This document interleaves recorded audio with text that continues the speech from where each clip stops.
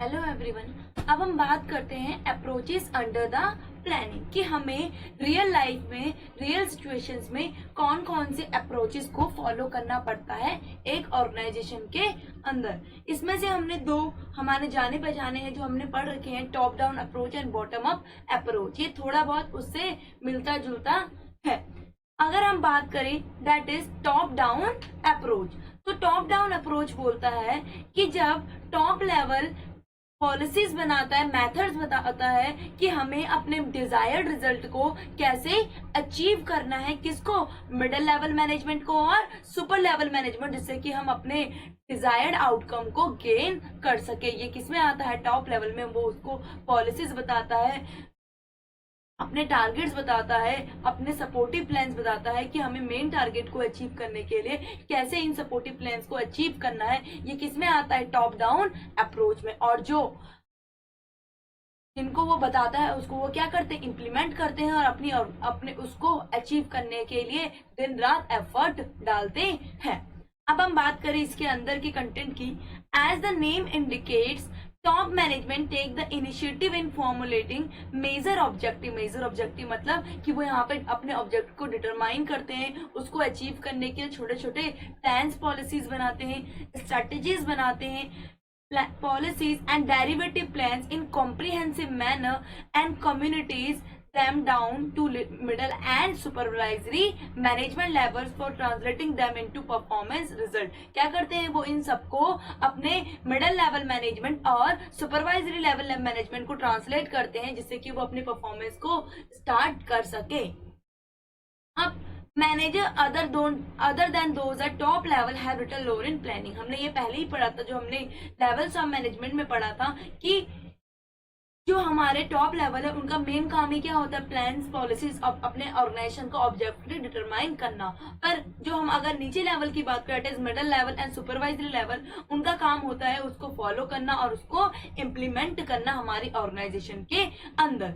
They have यहाँ पे किसके लिए यूज किया? यहाँ पे मिडिल लेवल और सुपरवाइजरी लेवल के लिए किया है, क्योंकि उनको किसमें कंसंट्रेट करना होता है? इम्प्लीमेंटेशन में और उसके डे टू डे कंट्रोल में, कि वो उसको चेक कर सके कि जो हमने डेरिवेटिव प्लान्स बनाए हैं, सपोर्टिव प्लान्स बनाए हैं अपने टारगेट को अचीव करने के लिए, क्या वो सही तरीके से जा रहे हैं, वो कंप्लीट हो रहे हैं टाइम टू टाइम।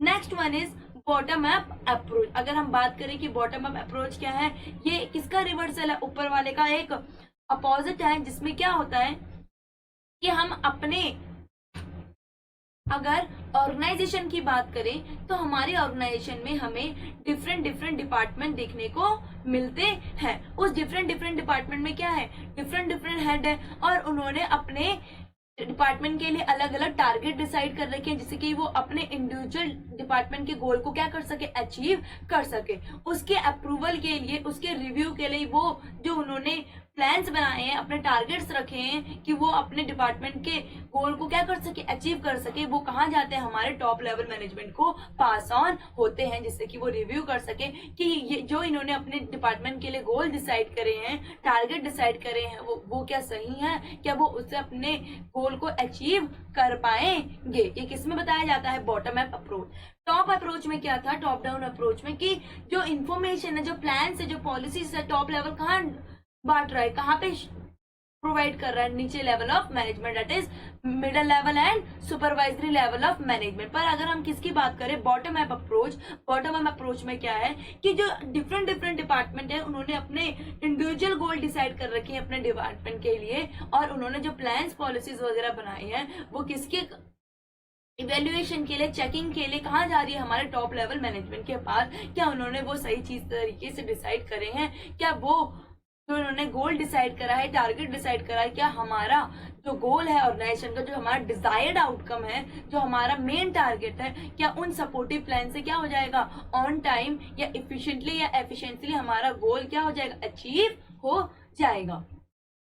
लिखा है यहाँ पे, there is virtual reversal of the above approach in the sense that the plan proposal originate at the supervisory management level, travel up मतलब ऊपर की तरफ जाता है in the management hierarchy in a step by step manner में ऊपर की तरफ जाता है। पहले सुपरवाइजरी से मिडल, then मिडल से top level and reach the top level management for review and approval. Review मतलब चेकिंग के लिए, और अगर वो सही होते हैं तो उस पर उनको अप्रूवल प्रोवाइड कर दिया जाता है। किसके द्वारा?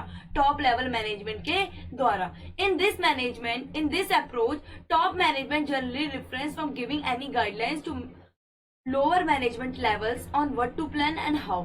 जनरली जो टॉप लेवल मैनेजमेंट है वो क्या करता है, पीछे हट जाता है कि मैं जो लोअर लेवल है उनको गाइडलाइंस प्रोवाइड करूं कि उनको क्या करना है और कैसे करना है, क्योंकि वो अपना इंपॉर्टेंट टाइम किस पे स्पेंड करना चाहते हैं, अपने इंपॉर्टेंट वर्क में, जहां उनको अपने ऑर्गेनाइजेशन के गोल्स के लिए प्लानिंग्स वगैरह, फोरकास्टिंग वगैरह करनी होती है। इसमें हम जो यहाँ पे बोला है हमारा सुपरवाइजरी, इसके अंदर मिडिल लेवल मैनेजमेंट को इंक्लूड करेंगे, ना कि जो हमारा सबसे लास्ट लेवल है।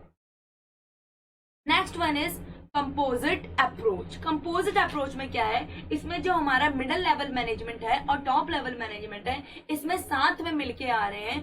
टॉप लेवल मैनेजमेंट में ने क्या करा कि कुछ अपने टारगेट को अचीव करने के लिए 6 महीने के टारगेट या क्वार्टरली टारगेट को अचीव करने के लिए उन्होंने अपने मिडिल लेवल मैनेजमेंट या सुपरवाइजरी लेवल मैनेजमेंट और जो लोअर लेवल मैनेजमेंट होता है उनके सजेशंस मांगे कि हम इस टारगेट को कैसे अचीव कर सकते हैं। पर अगर उनको वो जो सजेशंस है उनको अच्छे लगे, वो क्या करेंगे, अपने उनके साथ कंसल्टेंट्स के साथ डिफरेंट मैनेजर्स से वो उनको इम्प्लीमेंट करेंगे इन द ऑर्गेनाइजेशन, अगर वो हमारे ऑर्गेनाइजेशन के ग्रोथ के लिए बेनिफिशियल है। ये होता है हमारा कंपोजिट अप्रोच, जिससे जो हमारे एम्प्लॉयज जो हमारे सुपरवाइजरी लेवल है या हम मिडिल लेवल की बात करें, वो अपने को आपको एक ऑर्गेनाइजेशन का पार्ट समझते हैं, बिलोंगिंगनेस की फीलिंग आती है, और वो समझते हैं कि ऑर्गेनाइजेशन हमारे लिए इतना कुछ सोचती है, हमसे सजेशन मांग रही है, then we have to give 100% effort towards the organisation goal या main plan.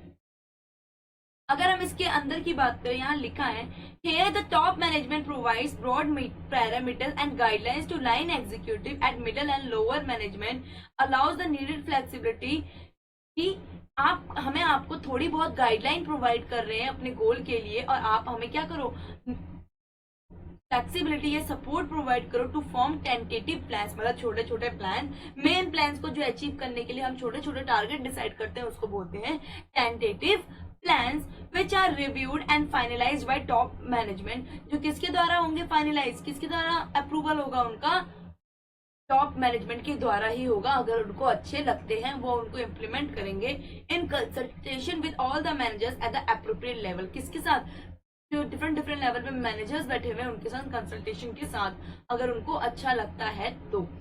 The approach is useful to evoke culture wide plans also which partly draw inspiration from the planning idea। वो क्या करेगा, उनको inspire करेगा कि और employees को भी कि अगर हम भी अपने सजेशन देंगे तो हमें उसके लिए रिवॉर्ड्स वगैरह, हमें पार्टिसिपेशन करने को मिलेगा ऑर्गेनाइजेशन के लिए।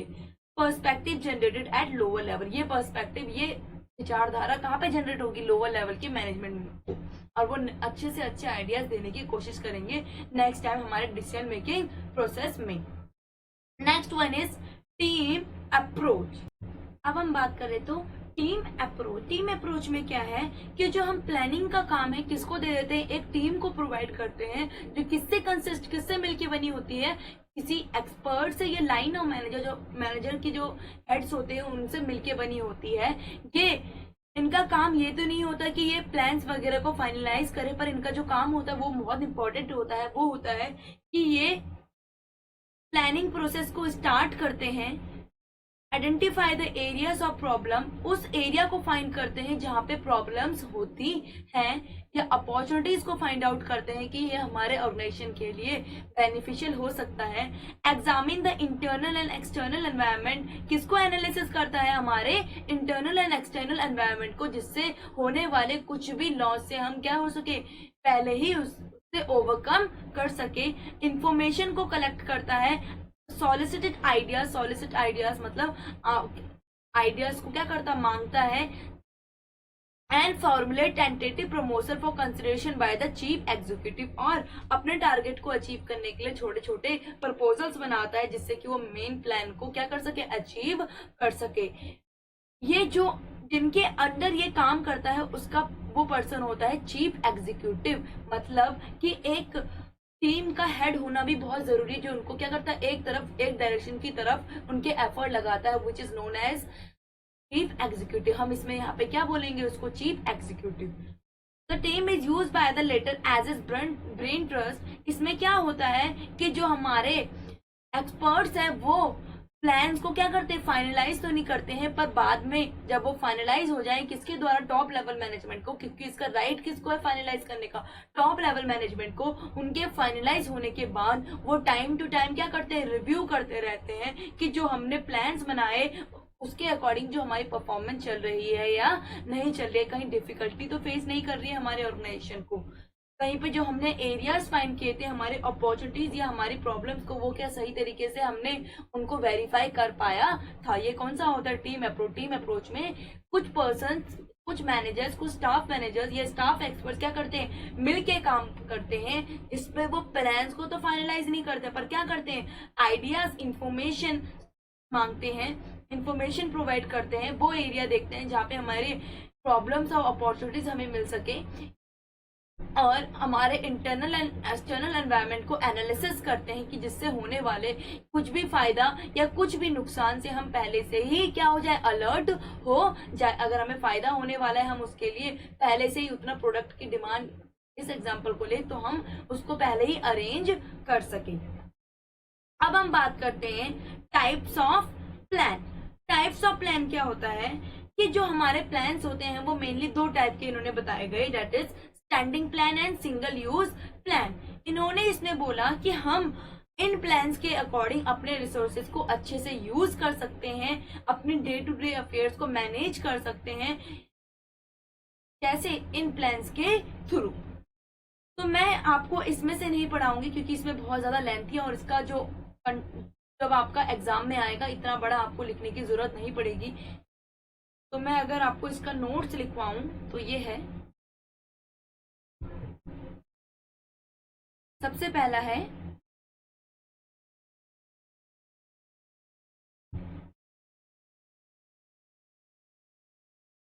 स्टैंडिंग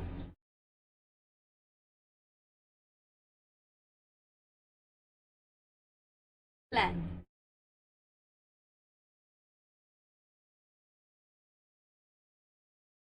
अगर हम बात करें स्टैंडिंग प्लान के, स्टैंडिंग प्लान होते हैं ये बार बार होने वाले क्या होती है, सिचुएशंस होती हैं जिसमें हम सेम प्लान को अप्लाई कर देते हैं, क्योंकि हमें पता है हमारे ऑर्गेनाइजेशन के अंदर हर 6 महीने में, हर 5 महीने में एक सिचुएशन क्या हो जाती है, अराइज हो जाती है। तो इस सिचुएशन से हमें फेस ऑफ करने के लिए, लड़ने के लिए हमने एक प्लान डिसाइड कर रखा है पहले ही, हम उसको बार बार उसको क्या कराएंगे, उसको अप्लाई करेंगे टूवर्ड, इससे, इस सिचुएशन से ओवरकम करने के लिए हम बार बार इसको प्लान को चेंज नहीं करेंगे, थोड़े बहुत चेंजेस करेंगे जो हमारा एनवायरनमेंट मांगता है। ये नहीं कि हम इस सिचुएशन से लड़ने के लिए हर बार एक अलग प्लान बनाते हैं, ऐसा इसमें नहीं होता। एक प्लान को बना देते हैं बार बार उस सिचुएशन से डील करने के लिए। ये होता है हमारा कौन सा, स्टैंडिंग प्लान। अगर हम इसके कंटेंट की बात करें, इनको हम क्या बोलते हैं, repeated use plan. It is also known as repeated use plan. These plans focus on the situation which occur repeatedly. ये plans किस पे फोकस करते हैं, जो हमारी सिचुएशन बार बार हमारे साथ रिपीट हो रही है हमारी ऑर्गेनाइजेशन के अंदर, ये उससे बार बार डील करवाता है, हमें इनको बार बार चेंज करने की जरूरत नहीं होती। जो थोड़े बहुत चेंजेस होते हैं हमारे एनवायरमेंट में उसके अकॉर्डिंग करना होता है, पर पूरा जो पॉलिसीज है, पूरी प्लान्स को हम इनमें चेंज नहीं करते हैं। They are use once,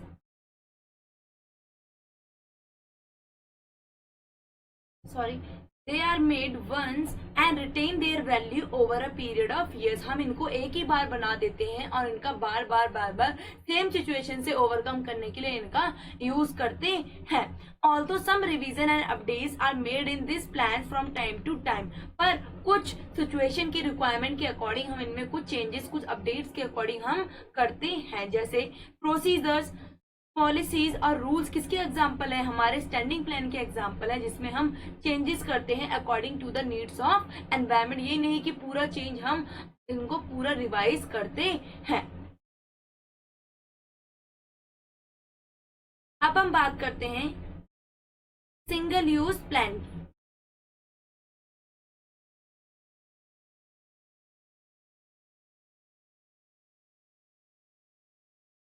single use plan. Single use plan क्या बोलते हैं कि हम इनको किसी पर्टिकुलर सिचुएशन से ओवरकम करने के लिए बनाते हैं। ये सिचुएशन हमारे पास लाइफ टाइम में एक बार ही आती है और हम एक बार ही इस प्लान को बना के इससे ओवरकम कर पाते हैं। ये क्या होते हैं? सिंगल यूज मतलब हमने इसको एक बार यूज करा एक सिचुएशन से ओवरकम करने के लिए और फिर ये क्या चले आते हैं? वेस्ट हो जाते हैं। ये कौन सा होता है? हमारा सिंगल यूज प्लान। अगर हम इसकी एक्सप्लेनेशन लिखें, दैट इज, तो सिंगल प्लान बोलता है single use plan or one time use plan. हम इनको क्या बनाते हैं? वन टाइम के लिए बनाते हैं। These are design to achieve a particular goal that once achieve will not be reoccur in future. की ये सिचुएशन जो है, ये जो पर्टिकुलर सिचुएशन है वो एक टाइम ही अक्कर होगी, बार बार ये अक्कर नहीं होती है। जैसे स्टैंडिंग प्लान में हमने बोला था कि वहां सिचुएशन बार बार अक्कर हो रही थी तो हमने प्लान वहां पे एक बार बना के रख दिया।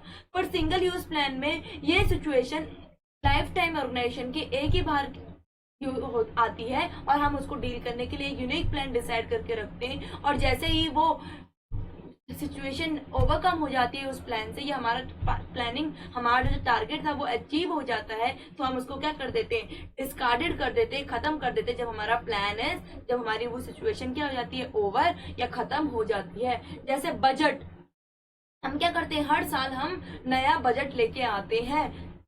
और अगर हम प्रोग्राम की बताए, प्रोग्राम भी हम हर टाइम क्या लेके आते हैं? नया करते हैं। हर एक फाइनेंशियल ईयर में हमारा जो बजट होता है वो अलग होता है as compare to past year. कुछ ना कुछ उसमें हम अलग लेके आते हैं। और अगर हम प्रोग्राम की बात करें, प्रोग्राम में भी हम सब चीज अलग लेके आते हैं हर फाइनेंशियल ईयर में।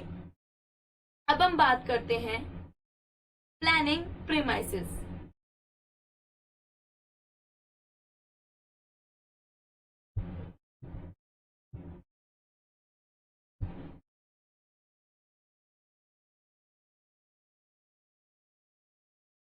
प्लानिंग प्रीमाइसेस में हमने पढ़ा था कि जो प्रीमाइसेस होती है वो क्या होती है? एजम्पशन होती है जो हम अपनी ऑर्गेनाइजेशन के अंदर करते हैं, किसके लिए? अपने फ्यूचर डिजायर को अचीव करने के लिए। क्योंकि हमें पता है कि हमारे जो हमने प्लानिंग कर रखी है वो किसी फ्यूचर इवेंट को अचीव करने के लिए कर रखी है। और जो हमारा फ्यूचर होता है वो क्या होता है? अनसर्टेन होता है। तो हम उसके लिए फोरकास्टिंग करते हैं on the basis of past result या कुछ हमारे पास पास्ट इंफॉर्मेशन है उसके बेसिस पे। तो यहीं पे थोड़ा आगे पढ़ते हैं।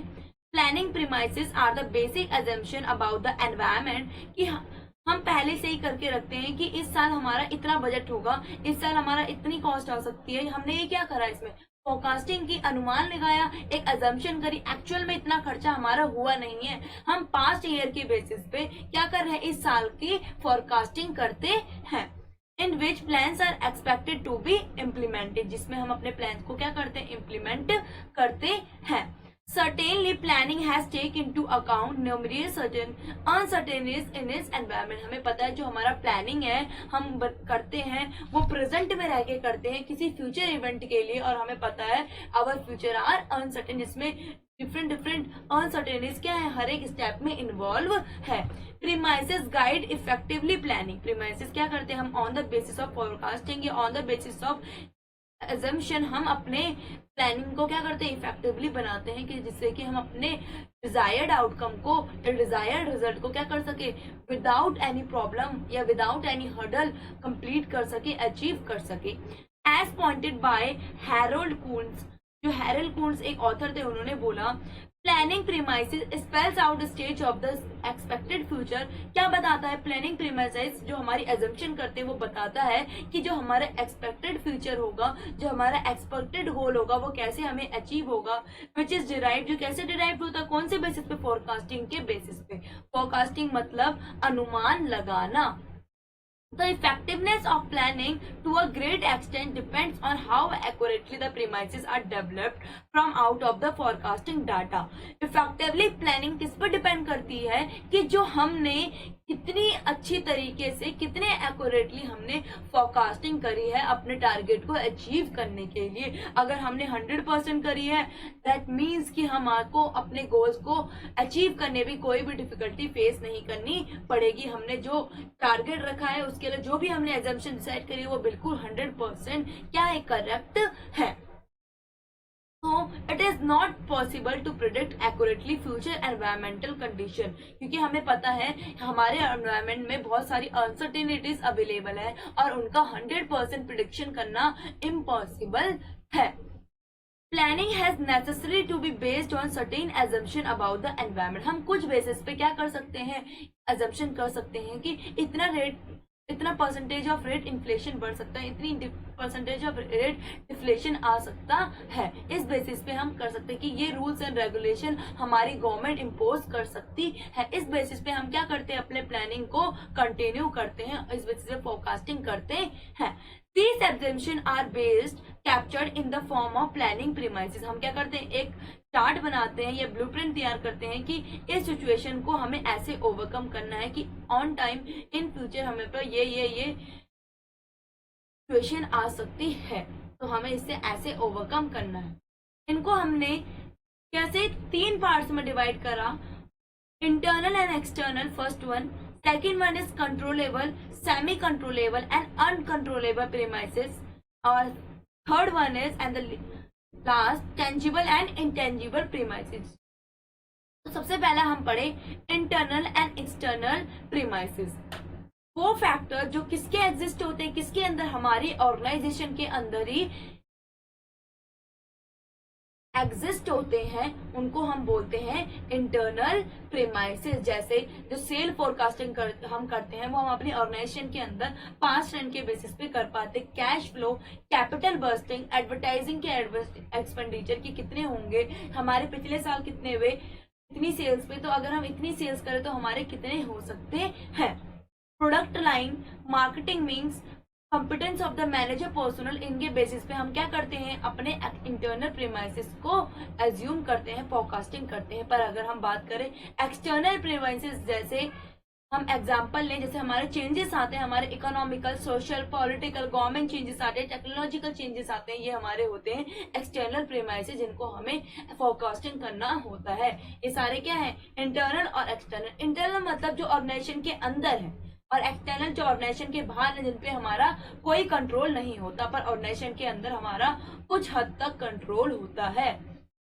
Next one is controllable, semi controllable and uncontrollable premises, मतलब जिनपे हमारा कुछ कंट्रोल होता है, पूरा का पूरा कंट्रोल होता है, और कुछ भी कंट्रोल नहीं होता है जिन फोरकास्टिंग पर।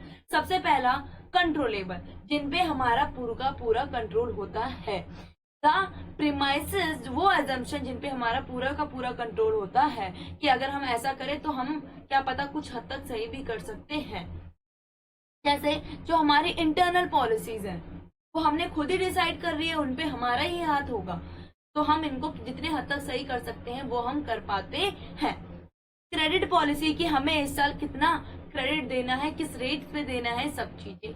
इन्वेस्टमेंट प्लान्स की हमारे इस साल के इन्वेस्टमेंट प्लान्स का ये क्या है, हमारे कंट्रोलेबल पॉलिसीज है जिनको हम कंट्रोल कर सकते हैं। हमारे रिसर्च प्रोजेक्ट्स या रूल्स एंड रेगुलेशन जो हमारे ऑर्गेनाइजेशन के अंदर है विच कैन बी कंट्रोलेबल।